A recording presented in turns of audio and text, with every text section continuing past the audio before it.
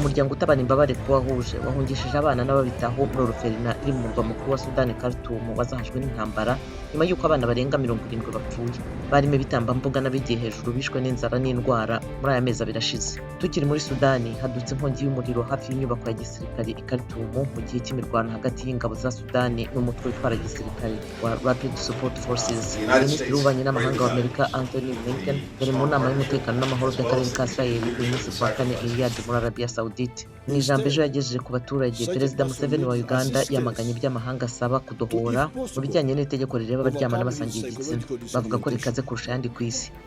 Naho muri Congo uwungirije umunyamabanga mukuru wa ONU ku bikorwa by'amahoro Jean Pierre Lacroix ejo yavugiye i Kinshasa ko abasirikare b'amahoro bakwiye kuva muri iki gihugu vuba uko bishobotse, ariko kandi nta guhubuka. Muri Congo niho hari abasirikare benshi ba ONU kandi bahenze ku isi.